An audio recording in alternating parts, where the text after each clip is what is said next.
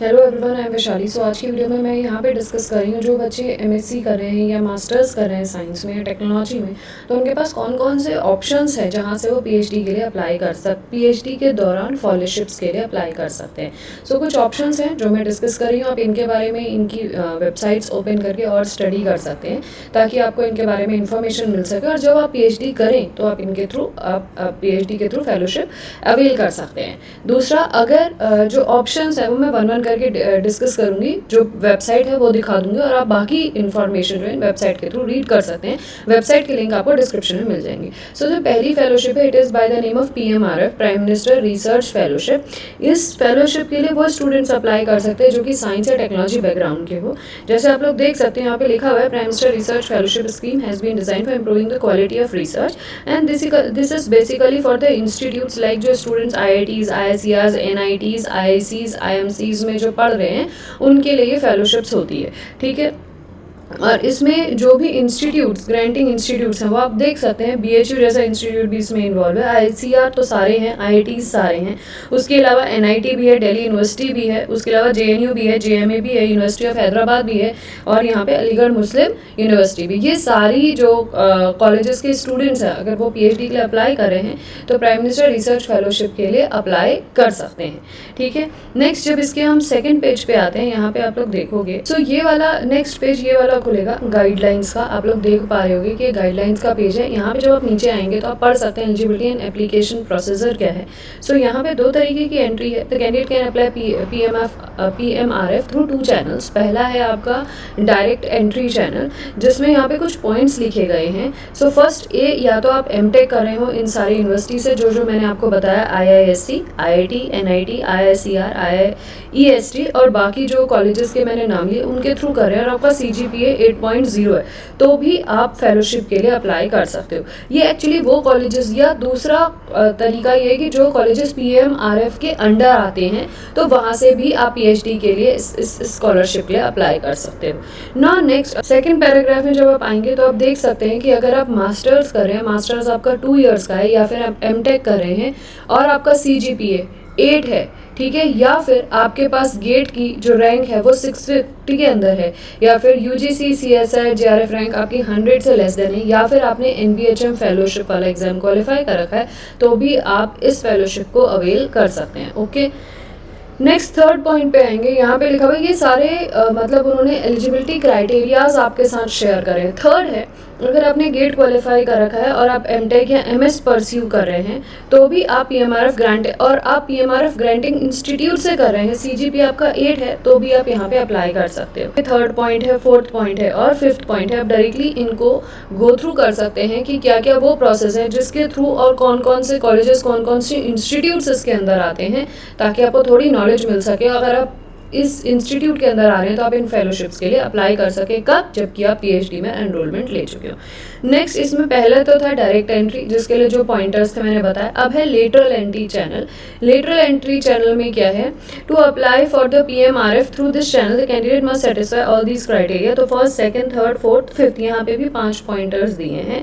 सो अगर आप पीएचडी कर रहे हो in one of the PMRF granting institute, she should have completed at least 12 months of PhD program or joined the PhD with the master's degree and should have completed at least 24 months in PhD program. If she joined the PhD with a bachelor's degree, the relevant period of 12 months, 24 months will be counted the date of admission to PhD. It depends upon कि अगर आप किसी ऐसे institute से PhD कर रहे हो जो PMRF के अंडर आ रहा है और आप वहाँ पे MSc के लिए एनरोल हो, फिर MSc से PhD कर रहे हो, तो 12 महीने के बाद आप इस फेलोशिप के लिए अवेल कर सकते हो।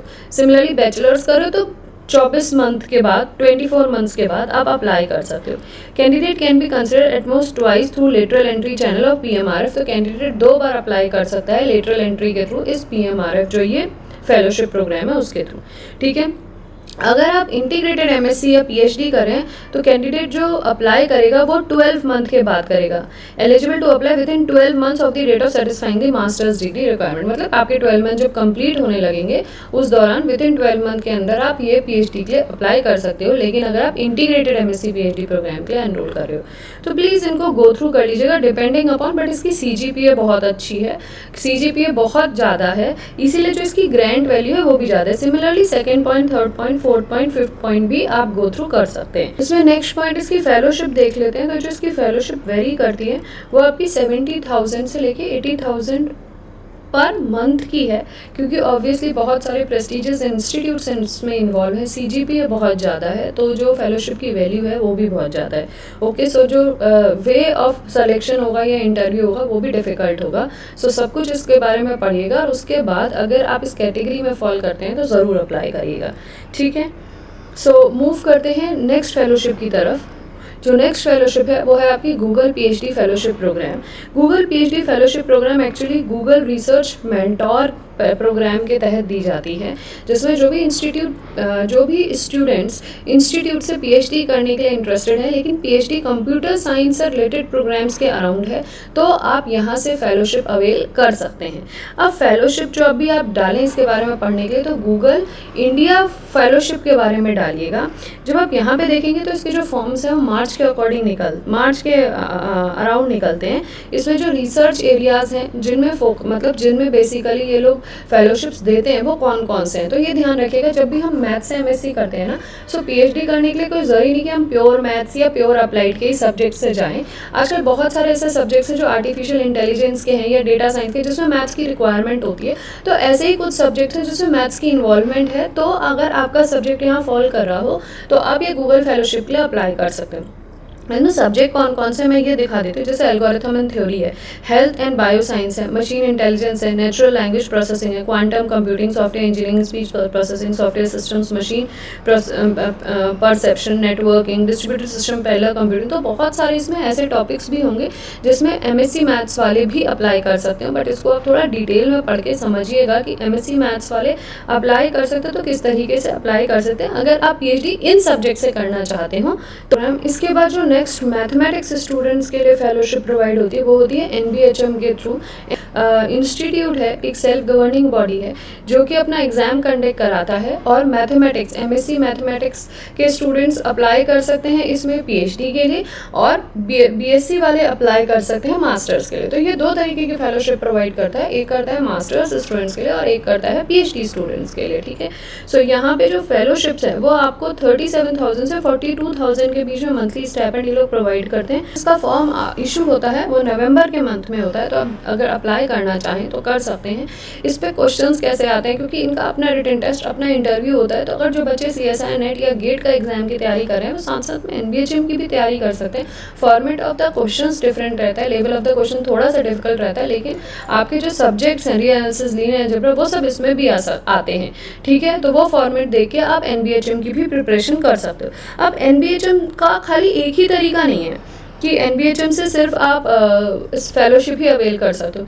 NBHM से बहुत सारे इंस्टीट्यूट ऐसे हैं जिनके अंडर आप PhD के लिए भी एडमिशन ले सकते हो, कि जैसे national board of higher mathematics, तो इसका एग्जाम जो होता है फॉर्म इसका नवंबर टाइम पे निकलता है, और इसका जो एग्जाम होता है वो जनवरी में होता है, ठीक है। इसमें आपको 2 फेलोशिप्स अवेल कर सकते हो आप, डॉक्टरल भी और मास्टर भी। MSc के लिए मास्टर्स और PhD के लिए आप डॉक्टरल फेलोशिप अवेल कर सकते हो, और इसमें आप दोनों फेलोशिप्स के लिए भी अप्लाई कर सकते हो, डिपेंडिंग अपॉन कि आपका मैथमेटिक्स में जो रिटन टेस्ट और इंटरव्यू है उसमें किस तरीके के मार्क्स है, उसके अकॉर्डिंग आप अप्लाई करेंगे और उसी के अकॉर्डिंग आपको फेलोशिप्स मिलती है।